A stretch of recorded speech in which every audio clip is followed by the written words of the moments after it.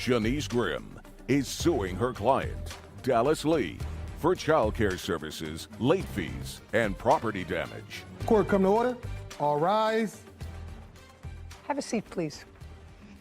Hello, Judge. Case 2175, Grimm versus Lee. Thank you very much. Welcome. Ms. Grimm, in what state do you live? Missouri. In what county? Jackson. You have a daycare center. An in-home childcare, yes. For how long? I started September of 2022. What is your house like? I have a single-family home with a finished basement and then like an attic type. It's 2 bedrooms. House has 2 bedrooms? No, up in the attic has 2 bedrooms. It's technically a 3-bedroom house, but it has made 6 rooms. And how many children do you have? I currently have 7. How old are they? 14, 13, 11, 8, 5, and 3, and 1, 18 months. 3 and 18 months. I'm sorry, she's 4 now. She just turned 4. So the older ones go to school. Does the 5-year-old go to school? Yes. And the 8-year-old goes to school? Correct. So you have 2 little ones at home. My 4-year-old goes to early childhood, half a day. So you have 1 child at home during the day? Correct. And 1 half a day? Yes. And you have 3 children? Yes, ma'am. How old are they? I now have a 3-year-old, a 1-year-old, and a 5-month-old. And those were the children that you enrolled in her daycare center? Yes, ma'am. Ms. Grimm, what kind of licensing do you have, an application that do you have to make in order to run an in-home daycare center in Missouri? So in the state of Missouri, as long as you have under 6 children, you do not have to have a license. As long as you have 6 children in total in the house, or 6 children That I'm watching. that you're watching? Correct. Because my school children are not considered watching, like under the law. Well, you certainly have to watch your 18-month-old. Yes, he's the only one. That's why I've always kept 5 children or less. It is your claim that Miss Lee entered her children into your program. She paid you for a certain period of time. She owes you for 2 weeks. Correct. And were those 2 weeks that her children were actually in care? Correct. Which 2 weeks were those? They are the last 2 weeks of October. Of 2022? Correct. And the children were in your program? Correct. Miss Lee, were the children in Miss Grimm's program the last 2 weeks in October? Yes, ma'am, they were. Did you pay her for the last 2 weeks in October? No, ma'am, I did not. How much were you supposed to pay her? For the last 2 weeks was supposed to be $600 because our agreement was $600 every 2 weeks. Okay, so it was supposed to be $600. Yes, ma'am. So now the ball is in your court so far. Ms. Grimm, we're not talking about a late fee. We're just talking about these 2 weeks. Correct. First, tell me your reason for removing the children. I removed my children out of her care because my children, every time that I picked them up, it was either they were harmed or injured, or my son, my 3-year-old, would tell me something had happened while I was gone at work in her care. My son had told me on numerous accounts that she hit him herself, and then he also told me that her 15-year-old son, or 14, I'm sorry, had also spanked him. And when I did ask him, well, I asked her actually, I said, who is Trey? Because he said, Mommy, Trey hit me. We were getting in the car. They normally do help me get in the car with my 3 children, seeing I have one who's barely walking. You get going all over the place. Yes, ma'am. So they normally help me get in the car with my children, so they were outside with us. And my son said, Mommy, Trey hit me like this. I didn't know any Trey, so I asked her, who is Trey? And she said, that's my son. And he said, that's me. He was standing right there next to her. He said, I'm Trey. And I said, Bryson said that you hit him. And he said, yes, I hit Bryson. He said, I popped him because Bryson wasn't doing right. Bryson didn't want to go to timeout. On what day was that? That was on October 25th. And what was the last day that your children attended? October 27th. Okay, so despite the fact that Trey, your Trey? Yes, ma'am. Slapped the 3-year-old, said that he slapped the 3-year-old, you let him stay there for an extra 2 days. Yes, ma'am. Just that's it, yes. Now, where were you working that you had your children in daycare? I was working as a CNA. What is that? A certified nurse's assistant. Where? It's a Nursing like a home? rehab. Yes, ma'am. When did you start working there? I started working there in September. September of 2022? Yes, ma'am. Beginning of September? Yes, ma'am. And when did you stop working there? I stopped working there October 27th. That was my last day. If I were to call, would they tell me that they terminated you or you quit? I quit. Did you quit on the 27th? Yes, ma'am. And what about now? Are you working? I am. Who are you working for? I work through a temp agency, working per diem at different locations as a CNA. And who takes care of your children? My stepmom My children, Just a second. And when did you start that job? I started that job about 4 weeks ago. So in December. Yes, ma'am. Late November or so. You left the children there until the end of October. It couldn't have been so disturbing for you, madam, to leave the children there until the end of October, another 6 weeks, if you felt as if they weren't getting adequate care. And if you did, that would be on you.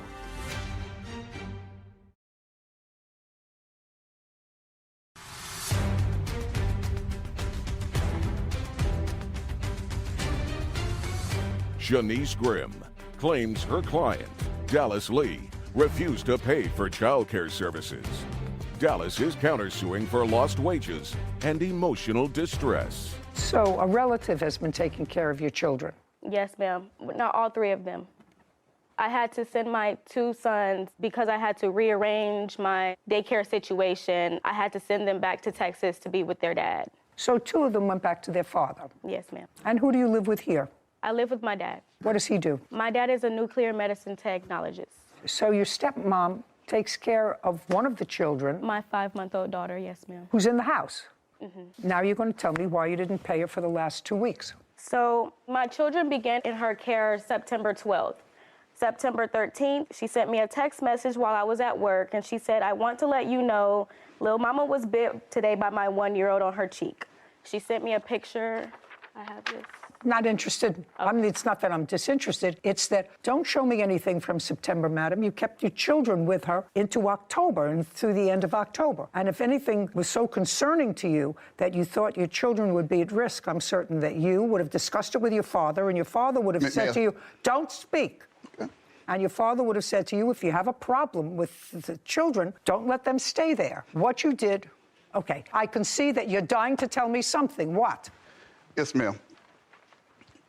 My daughter had no other choice but to keep her children in care because I work a full-time job. Let me explain something to you, sir. Your daughter was living with you? Yes, ma'am. Right. There is always an alternative, sir. I have young grandchildren, and I would say if I was legitimately concerned for their health and safety, I don't care what it is, stay home and take care of your children. You'll have a roof over your head until you find appropriate take care. And if you didn't do that, then you're not much of a grandfather. Well, you can't use something that happened in September or early October to say, well, that's why I didn't pay the last 2 weeks. So you can't make excuses, sir. I'm telling you, I'm a grandmother and I've had little children. I don't care what you had to do. Quit my job, whatever that job is, and say, we'll all stay home and take care of the children until you find, or you stay home and take care of the children. I'll provide you with whatever basics you need until you get the right daycare. And if you didn't do that, don't tell me that your daughter didn't have a choice. There is always a choice when your babies are concerned. In our estimation at that time, we were giving her some hard life lessons because she does now have 3 children, and there are going to be some difficulties in this living situation. There are going to be some things. So what we're doing, we're giving her some tough love and saying, hey, you cannot give up just because the chips are down or because things happen. You have to try to figure things out. Well, that would be on you. That's not on her. This is not her daughter. It's your daughter. Absolutely. And your grandchildren, sir. Absolutely. And if you want to teach her some real hard lessons and say, you got to stay with the daycare, even though you're dissatisfied. We said give her a chance because it was the first day. So. It was the first incident, first day. We said give her a chance. Things happen sometimes. What I don't want to hear is from you, who seem like a very intelligent man, a working man, is my daughter had no choice. Your daughter has a choice. Her choice is to say to you, Dad, please, I have to find the right daycare. I have to stop working at this job. I may need a month. You may not have liked her previous irresponsible behavior, right? Correct. But the deed is done. She got 3 young children. Beautiful children. Right? So what you do is when you have 3 young, beautiful children, you protect them. Absolutely. And if you're not smart enough to protect them yourself, you got to rely on your father who's smart enough to do that. What I'm saying to you is your daughter used this lady's services and she has to pay for it. She may not send her children back, but your statement that you were so anxious to make to me, which is my daughter had no choice, she did have a choice, sir. She did have a choice. Before I would let my children stay in a place where I actually believed that they were being abused, because that's what she's suggesting. I mean, she's not suggesting that this young man, who I'm not condoning hitting a 3-year-old, gave him a slap on the rear end. I'm not condoning that. But there were no injuries to him. I don't know whether you've done it. I don't know whether she's done it to her child. You certainly don't want a daycare provider's child to discipline a 3-year-old. Absolutely. That's not what it's about. But after the first incident, what we were trying to teach her is that you don't just throw in the towel, because Ms. Grimm was just starting her service up. And September 5th. So we understand that there are going to be some hiccups and some things that she has to fix as she comes across them. And so she's a young lady. My daughter's a young lady. So as an older man, I'm trying to support 2 individuals to build their lives up. And so I told my daughter, I don't like that she was bitten, but at least she came forward very quickly and told you. So leave them there for now. And if anything else transpires, then we can start to look at things then. Yes, ma'am. Okay. Who do you work for, sir? I work for the Veterans Administration. And how long have you worked for the Veterans Administration? 21 years. Do you get paid every 2 weeks? Yes, ma'am. Let's say your boss at the VA all of a sudden decided they didn't like the work you were doing, and you left and they owed you 2 weeks' pay because you had actually worked for the 2 weeks. Absolutely. And you sued them for those 2 weeks. You worked there. You said, well, we didn't like the quality of his work for those 2 weeks. Well, then you fire him, but you pay him. It's like going to a restaurant. My favorite analogy is you go into your favorite restaurant where you get a steak. And you order a steak, medium, Pittsburgh medium. Steak comes, you cut into it, you take a bite. Oh my God, you say, I don't like the way this tastes. You take the plate, you spit out the bite if you're smart. Call the waiter over and say, this is a bad steak, right? Absolutely. And the waiter takes it off the bill, or you order something else. Now you cut into that same steak. You taste, you say, this tastes terrible. Maybe the next bite will taste better. Before you know it, you've finished the whole steak. Waiter comes over to take your clean plate. You say, this steak was awful. I didn't like it. It was bad. Well, what'd you eat it for? But if you ate the steak, you got to pay for it. If you take a bite and say it's no good, I'm in your corner. Send it back. But your daughter ate the steak. She used her services for 2 weeks and didn't pay her. Well, we can't say that she used her services because there are other pieces of evidence that we have. Well, you mean you're talking about that sometimes she left the children with her husband? Yes. Yeah. Baloney. Your daughter had the benefit of daycare so that she could work. If you're not satisfied with the service, you stop using the service. If you continue to use the service despite the fact that you're not satisfied with it, you gotta pay for it. That's America. You got paid, your father got paid, she gets paid.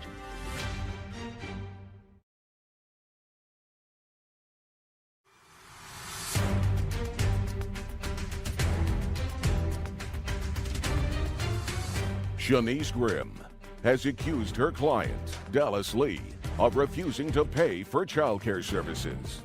Dallas claims Shanice wrongfully disciplined and neglected her children. Your daughter had the benefit of daycare so that she could work. Absolutely. And she had the benefit of daycare from this lady that enabled your daughter to make money. But if we're talking breach of contract, the contract was breached when the husband watched the child. And Now you're not teaching your daughter responsibility. Now you're making excuses. Now you're not teaching your daughter responsibility. Your daughter worked to make money. You worked those last 2 weeks, didn't stay home with your grandchildren. You made money. Absolutely. The only one that didn't make money and had her 3 children for those 2 weeks was the plaintiff. She ate the steak. She used the service. She didn't have anybody else. It's not as if, well, I had to hire somebody else to take care of the kids the last 2 weeks, even though it was in my deal. So that's why I'm not paying them. She worked, you worked, she worked. And if her husband, if she ran out to the store and left her husband, unless you're telling me that that was such a breach of the agreement that your daughter took the children out of her program. Did she? No, she did not. She didn't say, I'm not allowing your husband to take care of my children, even if it's just for an hour. I'm taking my children out of the program. Dad, can you help me out for the next couple of weeks until I find something else? But you can't eat the steak, which she did. Now you can sit down. Can I say one more thing? Not if you want to continue to look foolish. Now you're not teaching her responsibility. Well, now you're not teaching her responsibility. I don't want to have to teach you responsibility. Well, you don't have to. I'm a veteran. I know what responsibility is. But when you are promoting your program as one thing but your service is another. I cannot say that if Bobby Flay is cooking the steak. It doesn't matter who was cooking the steak. It was whether you ate the steak. It's whether you ate the steak. I get what you're saying, Judge, but if it's promoted as Bobby Flay cooking it and Bob Burger cooked it, and I don't like the taste, then those are two different things. Oh, no, sir. If you're promoting Bobby Flay as cooking the steak and you find, or the hamburger, and you find out that Bobby Flay's younger brother was cooking the steak or was cooking the burger, and either way, if the burger is no good, you're not going to eat it. But you can't eat it and say, well, I really thought I was getting a Bobby Flay hamburger, and I didn't get a Bobby Flay hamburger, so I'm not going to pay for it, even though I ate it. Now you can sit down. How much is 2 weeks' worth of care? $600? Yes, ma'am. Judgment for the plaintiff, $600. You have a counterclaim. Counterclaim is ridiculous. Money owed for lost wages, emotional distress on behalf of the children. You shouldn't have emotional distress on behalf of the children, madam. You're their mother. The first time you had an inkling that you felt that your children, your young children, were being neglected in the plaintiff's care, what you should have done was remove them. Remove them. First time you felt as if 3-year-old shouldn't have been subject of a slap by this young man? Great. Remove them. You found that the baby, the little one, was bitten by her little one. Say, that's not watching them carefully enough, because they, I think, are supposed to be separated, correct? Yes. No, we were all in one room, so they weren't having to be separated, because with me only having less than 4 children, there was no way of separating because there was only one me. It's a big responsibility to take care of little children. Correct. My daughter shouldn't have been in his reach. She did tell me that she left out of the room. I agree with you. She left out of the room is what she told me, Judge. So that's actually not true. She told me that she left out of the room and went to the kitchen. What day? Give me the date that happened. September 13th. You left the children there until the end of October. It couldn't have been so disturbing for you, madam, to leave the children there until the end of October, another 6 weeks, if you felt as if they weren't getting adequate care. And if you did, that would be on you. And maybe a little bit on your father. Because if you told him about it, said, oh my God, that's terrible. Take my child out right away. All 3 of them. But you didn't. You left them in there September 13th, 14th, 15th, 16th, 17th, 18th, 19th, 20th, all the way up until the end of September and the end of October. That's on you. Actually, she did not have them in the end of September because she was suspended from her job. So they were gone for 2 weeks in September. Were you suspended from your job? I was. I had to... That's my question. You were suspended from your job. When you were suspended from your job, did you take the children out of daycare? Yes, ma'am. Okay, and that's reasonable. She didn't give you a problem with that, I assume? No. And you didn't pay for those 2 weeks? I did not. Great. Well, these 2 weeks you're going to pay for. Because I don't believe I owe her anything. I don't care what you believe. If you're not listening to what I'm saying to you and you're fixed in your opinion, that means you haven't learned anything. Your father tried to teach you a little bit of tough love? What I'm telling you is, if you work, you get paid. If you're not satisfied with the service, you stop using the service. If you continue to use the service despite the fact that you're not satisfied with it, you got to pay for it. That's America. You got paid, your father got paid, she gets paid. She didn't get paid for the 2 weeks you took your kids out. Didn't say to you, well, you have to pay me anyway. I have to keep this open for you. That was very fair. Took the kids out, didn't pay. You left your kids in, you pay $600. Your counterclaim's dismissed. We're finished. This court is adjourned. I am a little upset she didn't see things my way. The judge was kind of in my favor for the majority of it. You know, her leaving my children in the care of her 15-year-old son and also her husband. Then why did she continue bringing her children to me for another month? Also, my son letting me know that, you know, she hit him. I have never touched her children. I could take a lie detector test to prove it. It was pretty difficult for me because I didn't have any other choices. I didn't have anyone else who could help me with keeping all 3 of my children while I work. She actually never gave me excuses. She actually just told me she was going to pay me. Life is not easy. If you work, you should get paid. But you get back up and you keep moving.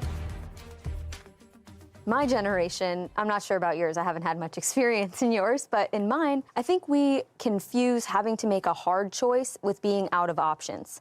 Here, I felt for the defendant. She had to make a hard choice.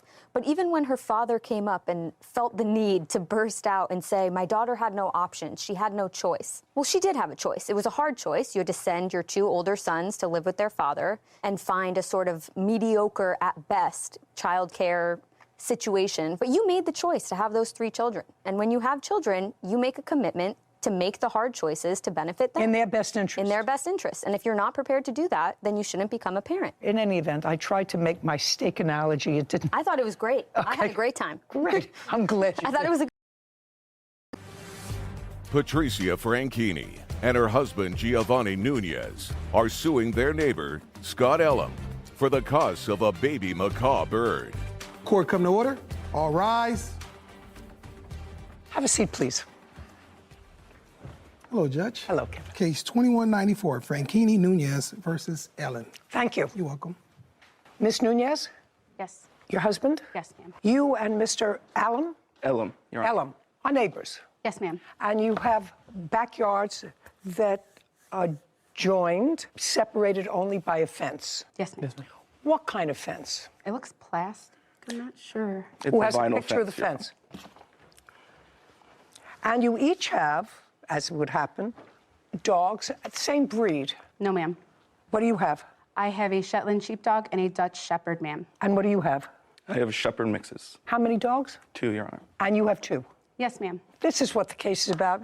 This is the fence. It's not a chain link fence. It's either a wooden or a plastic fence. And you can see that underneath this fence, there's a board here where I assume there's a hole because the dogs dig holes to get to each other. Is that a fair statement? Yes, Your Honor. Fair statement? Yes, ma'am. Okay, good. Case is about an incident that occurred. You've been neighbors for a while, and you have had this dog digging also for a while. Also correct? Yes, ma'am. the defendant's. Okay. This incident happened on the 16th of December, 2022. Why don't you tell me what happened? I got up that morning to let my dogs out. Both. One dog. Okay, so the day started out, me and my husband woke up. My husband had to go get a tire fixed, so he took my smallest dog, my Shetland sheepdog, with him. I remained home with my 2 children. Slowly. Okay. Sorry. Go ahead. How old are your kids? They are 6 and 7, ma'am. Okay. I remained home with my children because they were ill, and I had an appointment with them later on that day. My husband went to go fix the tire at 8 a.m. I got up in the morning to let my dog out. Got up in the morning to let your dog out. Yes. The shepherd mix? Yes, ma'am. Okay. I let her out, and then she came back in, and I was cleaning, and my 2 children were in my master suite with my macaw, Penelope. Okay. That's what the case about. This case about a macaw. Yes, The ma'am. cost of a macaw. Yes, Which is a bird. Yes, ma'am. Go ahead. My kids were in the master suite. I opened the door. I'm out there cleaning. I let my dog out of my And the dog came back. sliding door. She came back. Well, then she stayed by the door. Now, none of my windows have curtains, so I can... Just a second. So that, but she stayed by the door, but she was inside? She came back inside. I shut the door. This was 20 minutes went by. She's by the door. She's crying. I told her we would play later. I assumed she had to go to the restroom again, and I let her out again. She stood on the step, but she didn't go further than that, and she was just kind of staring out. From the left side of the house is where the defendant's dog, Bella, charged in my home. And then when I tried to grab her... When you say his dog, Bella, Yes. came into the side and ran into the house, that doesn't... Somehow, if the dog, Bella, came out and your dog was on the step, it would seem to me would stop on the step at first to sniff, play with your dog if your dog is sitting outside. I mean, I have dogs. Would go over to that dog first, not run into your house. You would think that, ma'am, but she's been in our house 3 times before this because I had to return her to the defendant on 3 separate occasions. And she didn't do that day. When she came in the backyard on the 3 other instances, I remember the very first time someone from that household came to my door, and I knew the dog was in my backyard, but I didn't open my door. I left her back there. I figured they'd come. They did. And I said, hold on a second. I put my kids, I put my Sheltie in the room with my bird, and I shut the door. Are we talking about the same No, date, ma'am. December? We're talking about other days that I No, brought. okay. Let's not go on tributaries. Yes, ma'am. What's your dog's name? Lucy. Lucy. So the dog just went straight into your house. And what did Lucy do? Lucy charged after her and tried to attack her. Okay. So the dog has been in your house before. Have there been incidents with the 2 dogs? No, ma'am. The defendant's dog is submissive to my dog. So the only time I brought the dog in my home was when I shut all the doors to all my bedrooms. Someone from the defendant's home came. I opened up the front door, brought her in, and she went straight out because there was nowhere else for her to go. Okay, so it's your dog that is Lucy is the more aggressive dog. Lucy's never been aggressive with her. I believe that Lucy was aggressive with her that day because of the way she came in the house. When you say Lucy was aggressive, what did she do? She started growling at her, and she started to... In the house? Yes. Now they're in the house. Put a period there. We have the two dogs in your house. Yes. And they are growling at each other. So that's not a happy picture because they're big dogs. Yes. Now let's get to the bird. You purchased a macaw. Yes, ma'am. You have a photograph of what they look like? Yes. When did you purchase the macaw? I purchased her with payments over time. I completed the purchase at the end of September 30th. This is the macaw. Yes, ma'am. That's my A parrot. Yes, ma'am. In December, how old was she? She was going to be 8 months. And how much did you pay for her? I paid $4,320.08 for Penelope. Okay, can I see the bill? Absolutely, ma'am. Her birth certificate along She's with beautiful. all of the... Pretty bird. Thank you, ma'am.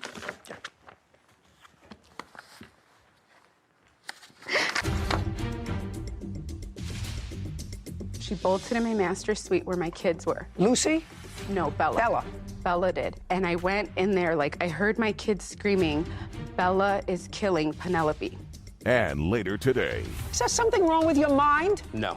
Did you just say to me, am I crazy? Did he say he owed back child support? Yes. To her?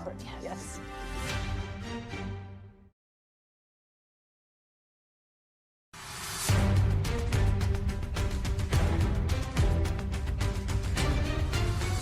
Patricia Franchini claims her neighbor, Scott Ellum, owes for the cost of a baby macaw bird killed by Scott's dog. Tell me what got you interested in the macaw. Earlier this year, full disclosure, ma'am, ended up in the hospital very sick for 2 weeks, and I was going through a lot, and I started volunteering at the bird store down by my home, and I really liked the Hans macaw because my grandma had one when she was younger. Slowly. Yes, ma'am.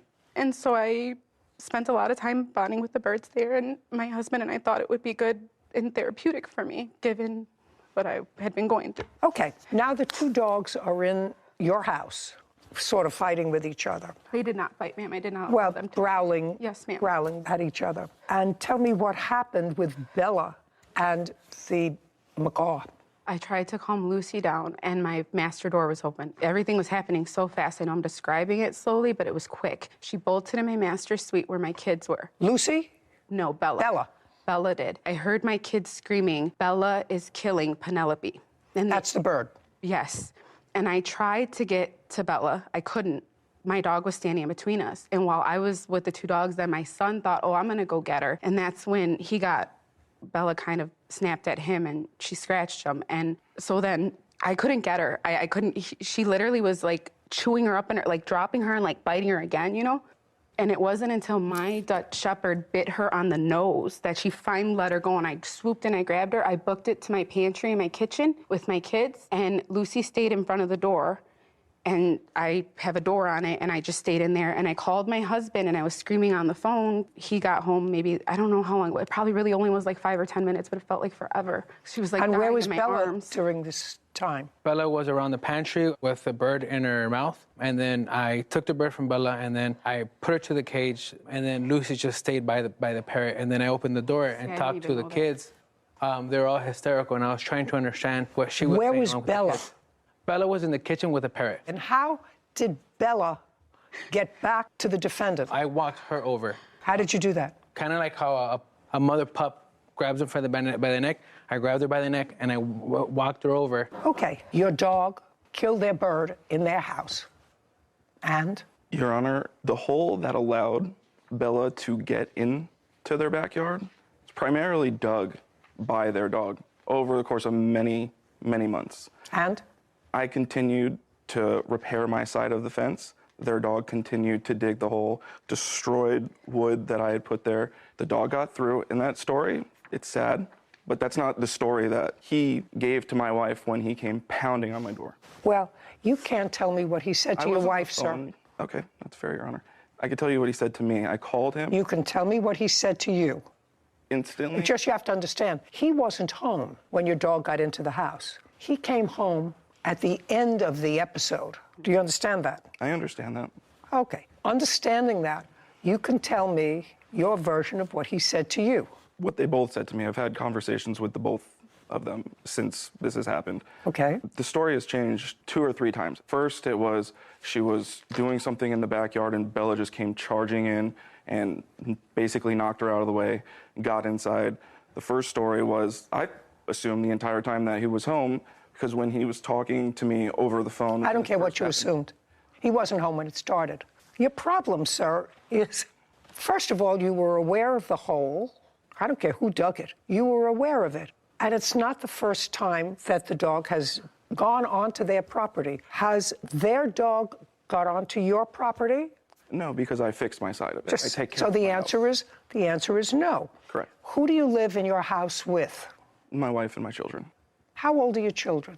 I have a 1-year-old. I have a 7-year-old. Let us say it's their fault that the hole existed that allowed your dog to get out. But you were aware of it because it had happened before that they had to bring your dog back. That a fair statement? That's fair, yes. Okay. Let us assume that it was your dog that was responsible for the hole. And their dog, despite the fact that yours was a better digger, you know, having dogs and having a fence, they both dig at the same place.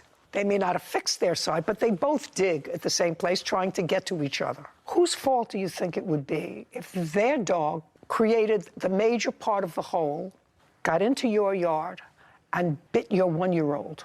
Whose fault would that be? I think it would be equally our faults. Really? Absolutely, yeah. Really? For digging, for not taking care of your property, absolutely. Really? I actually find that answer sort of bizarre. I would take responsibility if my child got hurt due to something that I didn't take care of. Absolutely, I would. Well, you may feel guilty about it, but you would certainly want them to pay all of your child's medical bills. No, I would not. Well, then you're a better person than the law is, sir, because your dog was outside of your control, clearly, because it got into their house. It was something that you were aware was a possibility, no matter who dug the hole, so you were aware because it had happened before, and your dog caused damage. And the damage your dog caused, and I'm putting the emotional distress, these 2 young children and the plaintiff, seeing your dog kill this bird that they had been paying off so much per month for a very long time. Putting aside that, they paid $4,300 for this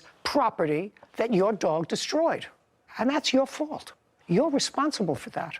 So if, because of this problem, and your dog has a problem, and their dog has not come onto your property, but your dog comes onto their property, then you have to say, you know what? I'm not letting my dog go out unsupervised because it has created trouble in the past. May have been their fault because they didn't fill in the hole as quickly or as carefully as you did. But you knew that that happened, and you're responsible for the damage. It would be no different than if the dog ran inside, and as she was trying to get the dog bit her, and she had to have surgery, and she had to have a plastic surgeon deal with reconstruction.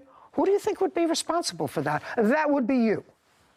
And just because it's a poor little bird that happened to be the victim of this doesn't make you any less responsible. Judgment for the plaintiff in the amount of $4,300. We're finished. Court is adjourned. I feel like it was justice for Penelope. When a homeowner doesn't take care of their property and someone lets another dog in their house, they shouldn't be blaming other people for that. It was extremely difficult to hear my kids screaming like that and do nothing to calm them down. The judge's ruling is the judge's ruling. I hope that he never gets another pet again. I don't think there's gonna ever be a relationship, which is totally fine by me. One of the most interesting things about that case is I don't think that the defendant's dog, Bella, was a quote-unquote aggressive dog. But I didn't get a hint that the other dog was even aggressive, even by the fact that the husband was able to walk her back by the scruff of the neck. If that was an aggressive dog, they would just turn right around and give you a nice little snap. So that says to me that although the dog didn't obviously do it on purpose, what are you going to do? But you're responsible as a defendant. You let your dog out. It's a act that's happened more than once. You were on notice. Dog is out of your control. You're responsible. That's the bottom line. Case 2202, Young versus Buchanan. All parties, please come forward. Essie Young is suing her granddaughter's father, Keith Buchanan, for an unpaid loan she gave him for a car. Miss Young, the defendant is married to your daughter? No. He is the father of your grandchild? Yes. Do he and your daughter live together? No. Where does your daughter live? In Maple Shade. Were they ever married? No. They have one child? Yes. Who's 12? Yes. Did you live together with Miss Young's daughter? Well, at one point, she lived with me in Maple Shade. How long ago? This was 2010, 2011. You mean when your daughter was a baby? Yes. How long have you had custody of your granddaughter? 11 years. My daughter never stayed with him. I don't know that. He says she did. Yeah, but she did. So she got that money that he owed her for child support, for taking care of his daughter, and he wrote that off of the loan. Is that what you're telling me? Yes.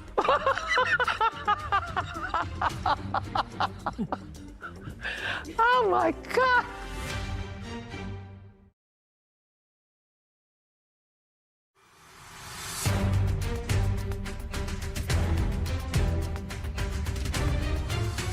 Essie Young claims her granddaughter's father, Keith Buchanan, refuses to pay back a loan she gave him for a car. This is a very simple case, because I don't have to get into the history of why you have custody of your granddaughter. Yes. Mr. Buchanan, according to you, asked you for a loan to buy a car. Yes. When was that? Before he got it, he was calling every day. Did you maintain a relationship with him? Yes and no. Would he visit his daughter? No. Ever? Once in a blue moon. Okay. I usually have to take my granddaughter to see him. Okay. It was sort of odd to me if he was never married to your daughter, so they didn't have a formalized relationship. They don't live together now. Why would you loan him? I know that you did. Mm-hmm. Why would you loan him money? My granddaughter. Except you're a very nice person. My granddaughter asked me to. She said, "Grandma, would you please help my dad?" I told her I really don't want to. And she said, "Could you please do it for me?" Oh, different story. Yes. And then I said, okay. Okay. So you discussed with your daughter during one of these visits that you needed money to buy a car? No, never did. You never did? No.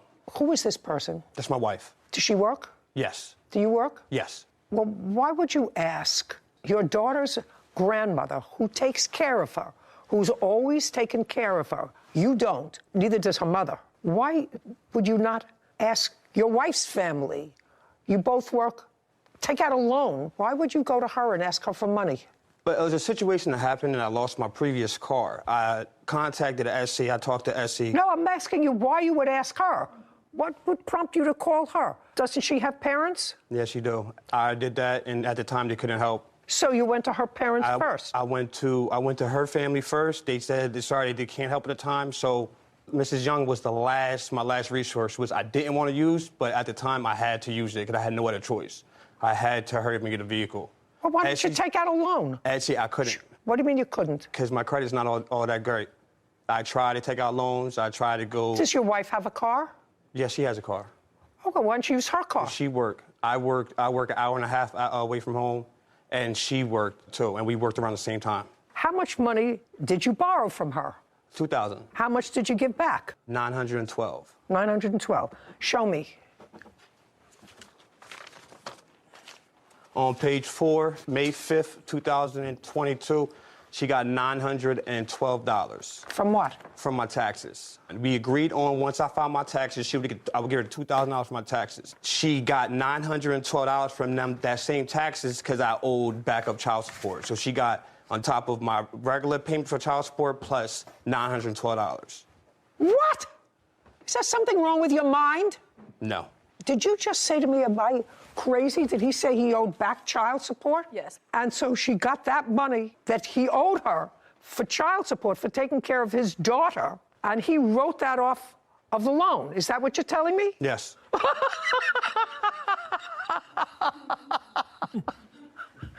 Oh, my God. That's the dumbest thing I ever heard. Well, not ever. I should take that back. It's the dumbest thing I've heard today. If you owed her back child support, how much did you owe her? I only owed her $900. In back child support? Yes. Okay. That I fully forgot. Just a second. You owed her that money. In addition to owing her that money, you owed her $2,000. Do you understand that? So you owed her $900 plus $2,000. Are you not following me? Am I getting something wrong here? I'm with you. Are you following that? That's either a yes or a no. No, I'm not. Okay, well, I'm going to repeat it again. What you said was they took money out of your taxes for back child support, $900.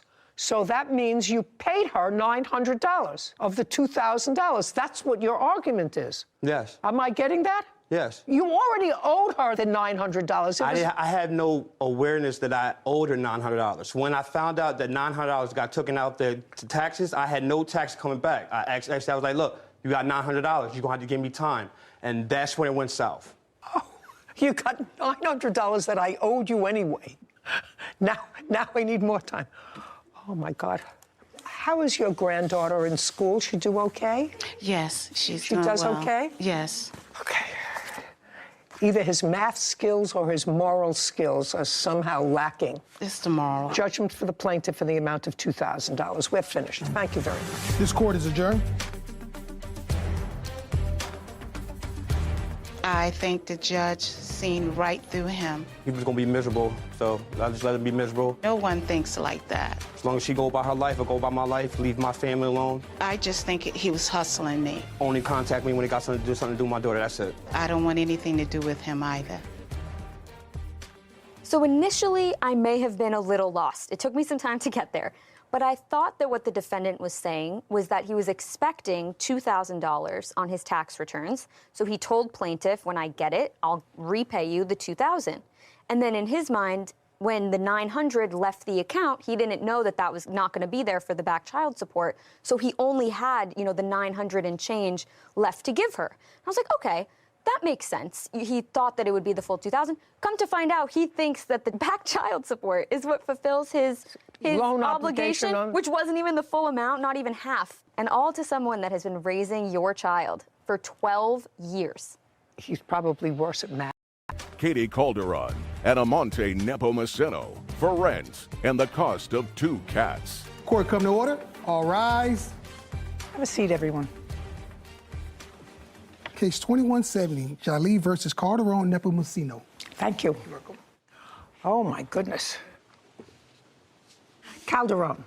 Hello. What's your first name? Amante. Amante. Yeah. Good. It's much easier than your last name for me to pronounce. Mr. Giglio, this roughly is what the case is about. You and Miss Calderon were in a relationship for a period of time. You decided to take an apartment. You were both on the lease. So far, correct? Correct. Your arrangement with Miss Calderon, which seems to be consistent in both your complaint and your answer, is that you had a much better paying job. She was going to provide the food and some other stuff for the house, and you were going to be covering the rent when you lived together, which you did. Correct. There came a time when Armante, who was a friend of yours, came to live with you. According to you, he was going to help out with the rent. Correct. He came, he lived with you, he helped out with the rent for maybe a period of time, and then he helped himself to your girlfriend. Correct. Now they're a couple. When you were no longer a couple with Miss Calderon, she stayed in the apartment for a period of time, but then they both left. Correct. And you're suing both of them for rent and for the return of 2 cats that they took when they left. You claim the cats are yours. That's correct. That's what the case is about. And some cat expenses in the event that I let them keep the cat. Cats, 2 cats. So when did you and Miss Calderon sign a lease together? We signed the lease together at the end of July with the landlord present. July of 2022? July of 2021. Correct. And it was for a year? Correct. And you had a job working for whom, sir? I worked for a company called Steris. What do they do? They provide medical equipment to hospitals all over the world. How long have you been working for them? I'm going to have 8 years under my belt this year. And when you moved into the apartment in July of 2021, what kind of work was Miss Calderon doing? At the time, she was working at an animal hotel. It was a pet daycare boarding facility. Okay. Were you an hourly employee? I was an hourly employee. And I am correct that when you moved in July, your arrangement was that you were going to pay the rent. That was the arrangement. Correct. When did Armante come to live with you? About August to... That's right. incorrect. Shh. Amante was going to be our third roommate. You mean 1, 2, 3? Correct. Well, you're not roommates, really. You and the defendant, Miss Calderon, were not roommates. You shared a room. We shared a room And Armante was going to live where? in another room. And what was your arrangement with Armante with regard to paying rent? We would split the rent 3 ways.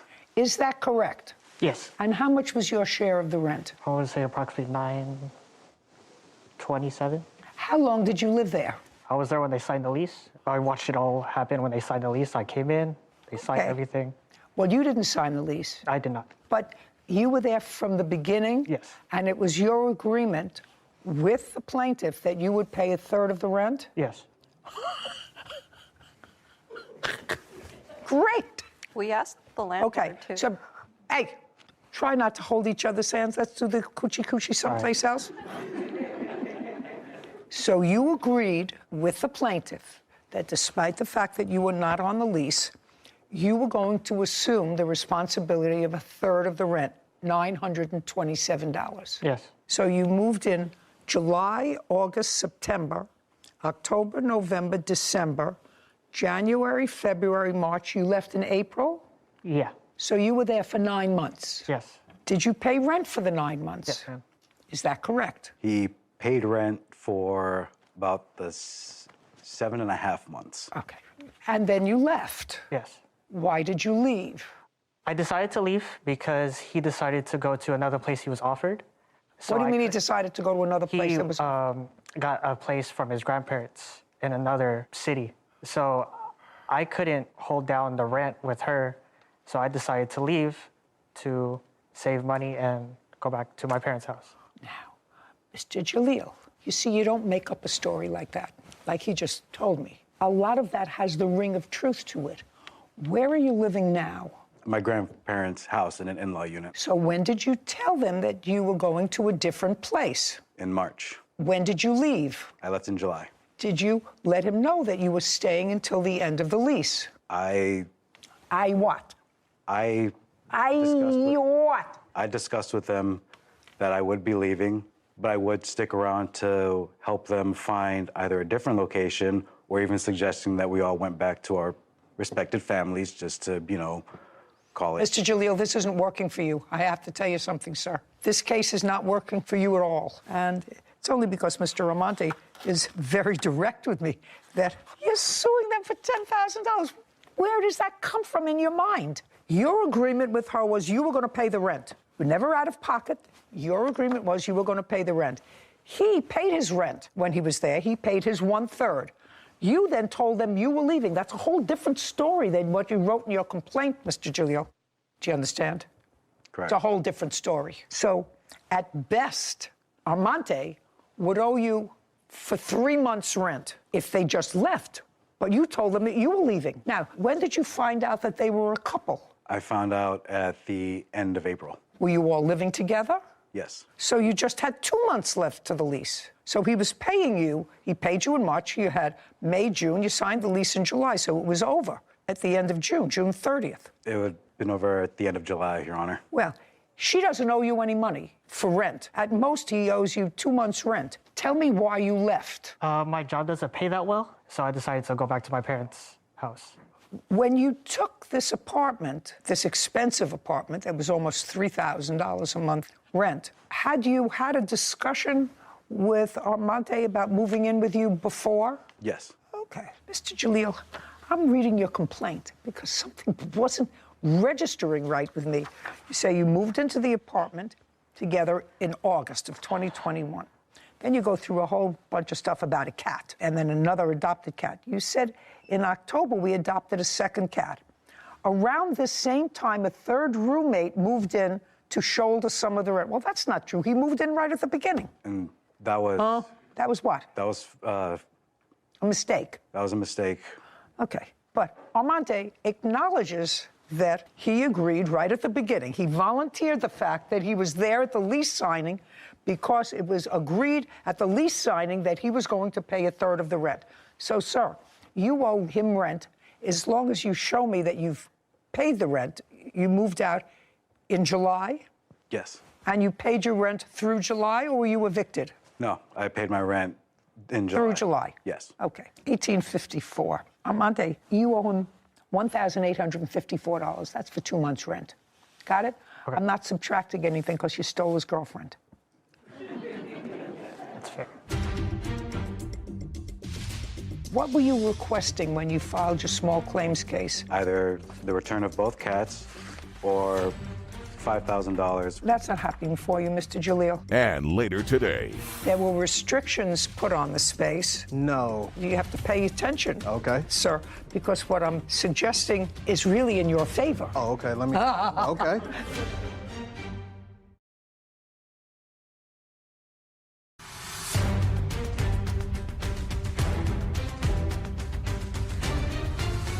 Kamar Jalil claims his former roommates, Katie Calderon and Amante Nepomuceno, are wrongfully keeping his cats and owe him rent money. Now let's deal with the issue with the cats. She doesn't owe you any rent. That was not your agreement with her. You moved out in July, August, September, October, November, December. 5 months ago, she's had both cats, right? Correct. She says they're her cats. When did you first file a small claims case? September of 2022. What were you requesting when you filed your small claims case? Be careful. I was requesting either the return of both cats or $5,000, which was the accumulated expense of not just the cats, but also the expenses of her dogs as well. So any animal expenses for the time. That's not happening for you, Mr. Jalil. When the cats were either registered or went to the vet, whose name is on the sheet as owner? I believe it was Miss Calderon. Is that correct? That's correct. And she owns the cats, and she's had them for the last 5 months. I suggest that you go and adopt 2 more if you want some more cats. Do you understand? Yes. You were living together as a couple. However, your friend Amante has to pay you for the couple of months' rent that he didn't, because he says, not you, he volunteered that was your agreement from the very beginning. So he owes you $1,854. We're finished. Thank you very much. This court is adjourned. I think he's just kind of butthurt that I moved on. At least now I can put everything behind me and say that I did try. I didn't think it would escalate this far. All you can do in a situation like this is just you learn from it and you move on. The heart wants what the heart wants. This is what it is. It's life. I find fascinating, Sarah, that people will write and or be assisted in writing a complaint and an answer, but they read it over. This man is an intelligent man. He has a serious job for 8 years. First of all, he was suing for $10,000. Come up with that money. $5,000 for the cat's expenses, ridiculous. But his complaint had really nothing to, even the timeline. As your clerk, I know that is a pet peeve of yours when I don't understand they it. don't You know, match up. if you're going to tell a lie, at least tell a consistent lie. Right. I think the right thing happened. I think the defendant friend admitted himself that he owed the rent, and that was great, even though he probably should have just kept his mouth shut. And not said, I was there when the lease was signed. This was always our agreement. Yeah. I was going to be the But third he was roommate. honest, which we always appreciate, and so I think the right thing. So I think he needs to, like you say, put a period, move on. Move on. Anyway, all happy, and they look happy. They couldn't keep their hands off each other. Case number 2172, Foster Gardner versus Menzel. All parties, please come forward. Jamar Foster and Sean Garner are suing record producer Livin Manziel for event costs after Livin canceled their Halloween party. Who's Mr. Garner? Mr. Foster. Right here. Are you going to be speaking? You're standing in the speaking spot. Yes, ma'am. Okay, great. According to what I read, the defendant rents a music studio. Is that correct? I rent a facility in which I own a music studio. You rent in someone else's building. Yes. And you're recording people. During the course of your business, you decided to enter into an agreement with the defendant to use that recording studio, which she rents from that space, which she rents from a landlord. May I correct you, please, Your Honor? Yes. She actually is a facility that has multiple units in it. She runs a studio and then there's other event space inside of that same facility. Okay, give me an idea of how large the space is. I believe we were quoted something like 5,800 square feet. And so you have a music studio, and around it is other open space. Yes. You decided to go into some sort of a business with her. You wanted to run events. Yes, ma'am. Social events, nothing to do with the music studio. Absolutely not. Is that correct? Yes. And according to you, you gave her $6,000. Yes, ma'am. Sort of front money to start using that space. Yes, ma'am. Subsequent to giving her the money, according to you, there were restrictions put on the space, on the number of people you could have, the kind of parties you could have, etc. No, absolutely. I apologize. Well, you have to pay attention, okay, sir, because what I'm suggesting is really in your favor. Oh, okay. Let me. Okay. So, is really in your favor, so you have to think. Okay. Subsequent to giving her, that means after giving her the money, restrictions were put on the kinds of events and the number of people you could have in the space. Is that true or not true? That is absolutely true. No, that's not. I'll get to you in a second. Okay. And you want your $6,000 back. Yes, ma'am. And that's what it's about. The defendant does not deny that you gave her $6,000. And then I'm going to hear what her defense is. So I want you to tell me when, for the first time, did you have a discussion with the defendant about going into this business venture where you would front the money and whatever events you would have there, you would reap the benefit, the financial benefit from that. When did you have that discussion with her? Okay, so we met living at the end of August of 2022. We actually signed the agreement pretty fast. We signed the contract agreement on September 1st. May I see the agreement? Yes, ma'am. There was no agreement signed, so I don't know how it could be signed. She keeps arguing that. Just a second. Could you be quiet? Yes, ma'am.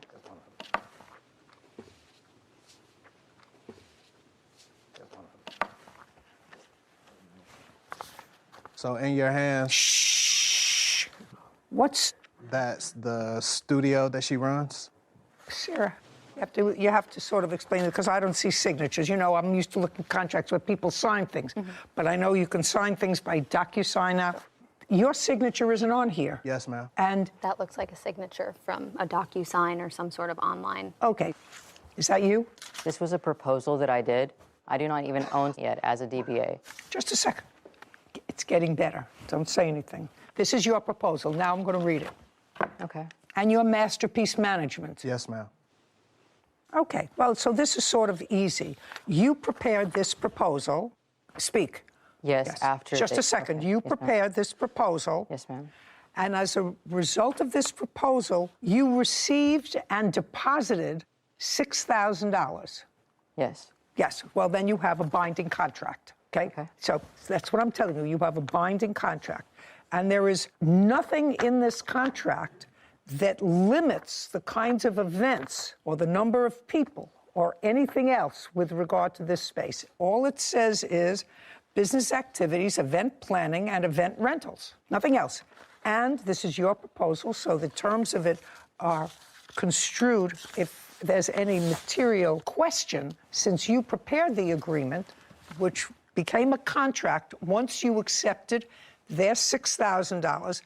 I view the terms of the agreement most harshly against you because you prepared the document. And it says this agreement cannot be amended without the written consent of all parties. Yes. Yes. So signed the agreement, you got the money, and then at some point, according to them and according to you, you made certain limitations on the kinds of events, the numbers of people, et cetera. That is. Now, that happened, according to you, because you do not own that space, you rent that space, and there was a problem with the first party that they threw. Correct. Come on, we're not talking about Gone with the Wind here. We're not talking about a 6-volume masterpiece. We're talking about a yes or a no. Based upon this proposal, they gave you $6,000, which you deposited into your bank account. That means a contract was created. Oh, that's the agreement. I'm telling you, that's the law.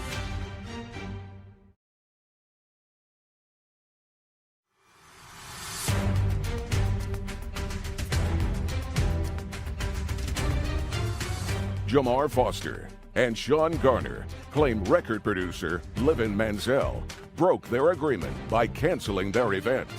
Livin is countersuing for the costs of a recording session. Okay, there was a party that got out of hand. Yes, ma'am. Okay, and after that party that got out of hand, too many people or whatever it was, your landlord complained. Yes. Okay, and it was after that that you told your two partners that We are not partners. Yeah, according to this, you are. We didn't finalize the agreement. This is a finalized agreement, madam. I just said to you, I want you to pay attention. This is your proposal. Based upon this proposal, they gave you $6,000, which you deposited into your bank account. That means a contract was created. That's the agreement.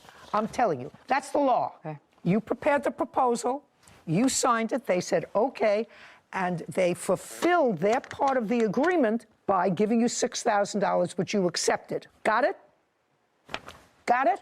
And you can't, according to the agreement that you prepared, modify this agreement any other way than a written contract signed by both parties. You can't change the rules. Did you know that this was rented space? We didn't have all of the details about the place. Well, see, next time you should know what you're dealing with, whether she's the owner or whether she's not the owner, whether she's a renter, whether she has the ability to rent out to sublease for events. I mean, all these things. Before you give somebody $6,000, you should know that. Okay. And you had one event at the space? No, we actually didn't get an opportunity to throw any events at the space at all. The event that you were speaking of, she had partnered with another group of promoters and individuals to throw that party. So you didn't have anything to do with that? What was it, a Halloween party or something? It was a Halloween party, but that wasn't with you? No, that wasn't. Is that correct? He was a part of the event. Is that correct, that it was with other people?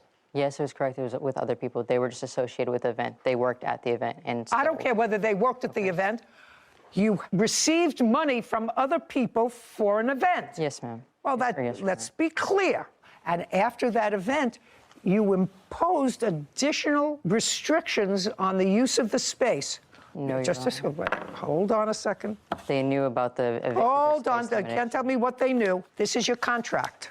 They called a fire marshal. My landlord contacted me that the neighbors were complaining. People were parking on their lawns 90 minutes into the party, but it was not their party. Somebody else paid you for it.